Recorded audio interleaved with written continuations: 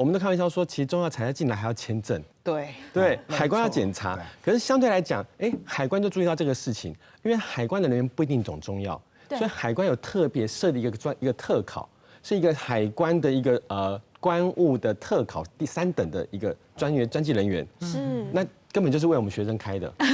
所以我们学生就是他去考这个特考，因为什么？他就是在边境做这个管控的部分。对，因为你即使有报告出来，但是他还要是要辨识说这个药材对不对，是，不然你怎么让他药材能够进到我们国内来？对，所以甚至这个，我觉得边境管制其实在国际间也蛮有名气的。因为我们曾经有碰到一个英国朋友跟我们讲说，你们前阵子有一个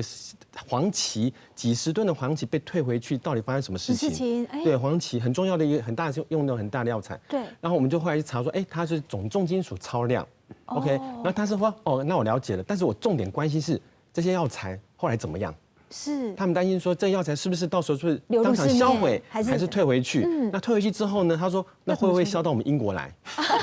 对，他是担心这样的问题，所以其实你看，我们台湾中药的管制其实是蛮好的。那也加上我们学生有这样的专业，其实对于关务这样的一个管控方面，其实我觉得我们学生的专业就发挥他的一个特长。对，所以其实我们未来也是希望说，其实今天人数变少了，那我们当然就精英化。那精英化当然提到说我们要跟产业做结合，对，所以其实我们现在目前规划是说，第一个跟我们的中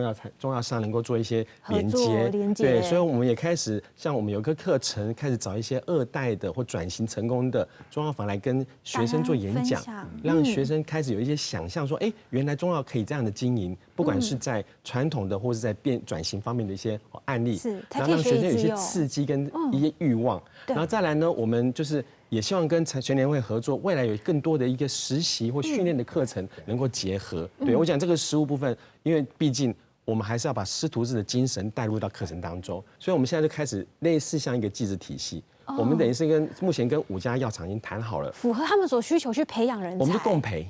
共养培。对，共培像技职体制的模式，就是有些学生他们可能未来想要走产业，走那个中药厂的这样产业的，那他就依照每个药厂他需要的人才。然后呢，跟学校的老师配合，那这个学生的课程除了学校基本课程之外，他还要去